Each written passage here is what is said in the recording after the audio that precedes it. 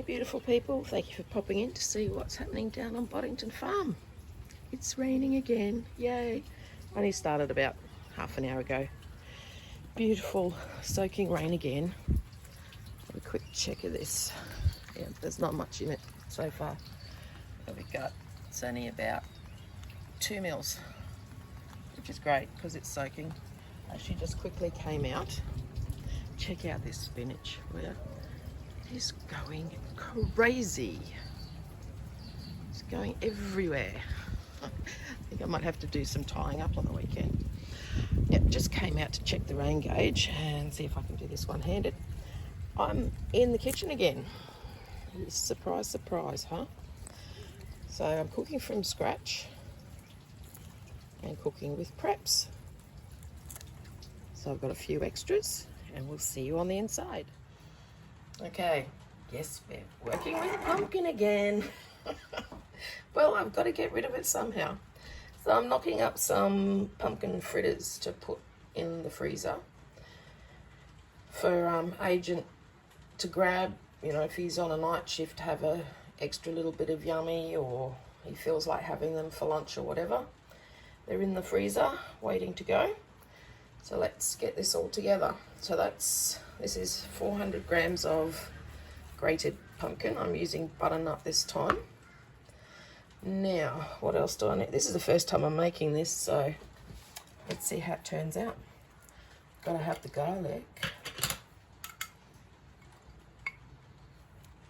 And we happen to like a lot of garlic, so I'll put 2 tablespoons in. Or, you know, if you've got the fresh garlic, you can use that as well. But this is all coming from either the garden or my preps. And this is, once you learn how to cook from scratch, you can go, okay, I've got this in my preps and I've got this in the garden, what can I make? All right, what have we got next? I need some oregano. I'm using the dry stuff because it's in my preps. So it's just half a teaspoon or however much you want, depending on how much you like oregano. Put that in. Now I've got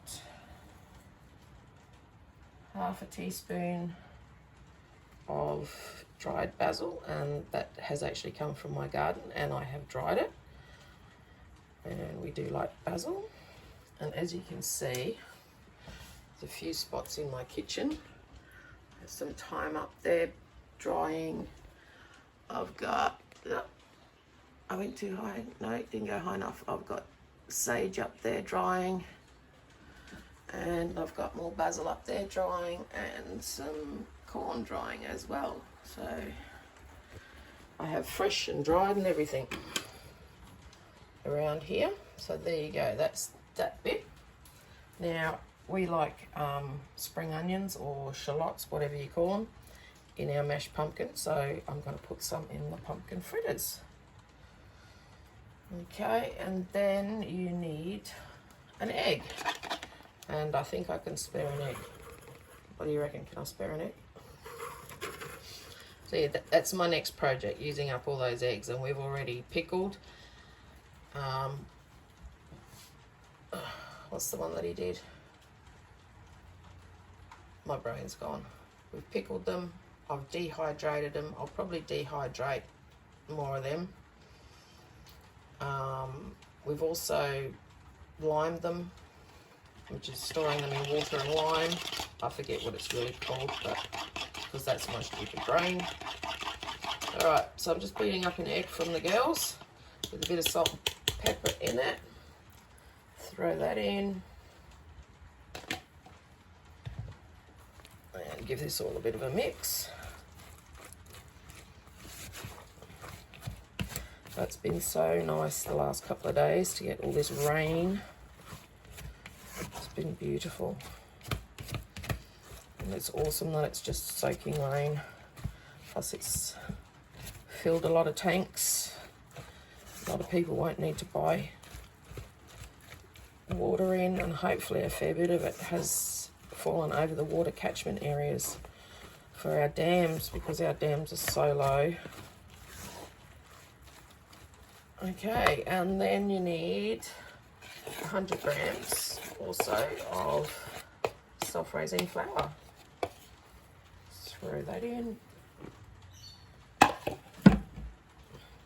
It's this easy to cook from scratch when you know how to do it. You don't need a packet mix to do anything like this. Yeah, sure, okay, this might take you a bit of time. You might, you know, if something happens and you don't have a packet mix, or you can't go to the shops to get a packet mix or something, you need to know how to do it from scratch to feed your family, don't you? So, that looks pretty well mixed in. So that's what it looks like. Doesn't look like much now, but I'll get some fried up. So there you go, all nicely cooked up. I've got the last man-sized one in there for Agent. So the mix makes up, what did I end up with? 8 of these smaller size ones. And then this big kahuna. So it depends on your family if you need to double the recipe. I'd probably have to make it a bit bigger because that one Freddo would not feed Agent. So there you go. They look yummy. And we're done. Time for that taste test. I suppose they don't look too bad, do they?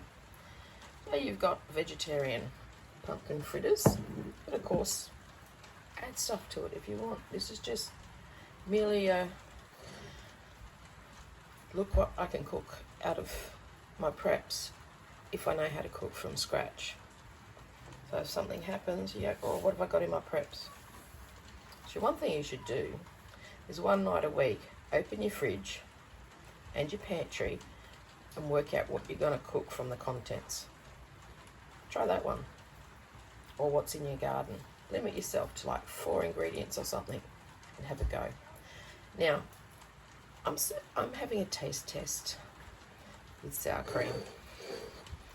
I'm Polish. Sour cream goes with everything. Even with the potato pancakes that Agent made. Sour cream goes with everything. So here we go, the almighty taste test. I did have a little bit of a nibble off one while I was cooking. It tasted not too bad. Let's see what it's like with the sour cream.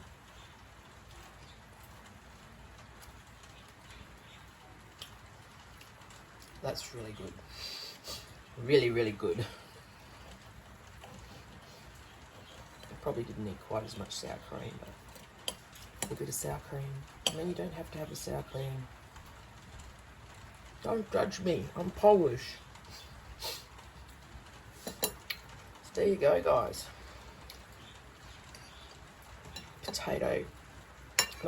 Pumpkin fritters. And you don't have to have them by themselves. If you've got a nice bit of steak, throw some steak on and have some fritters with your steak. Just shows you what you can make out of your preps, if need be, if you know how to cook from scratch. So if you like what you saw, give me a big thumbs up, because I like big thumbs ups. Don't forget to subscribe for more of these type of videos.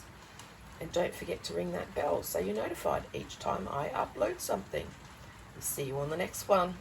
Bye.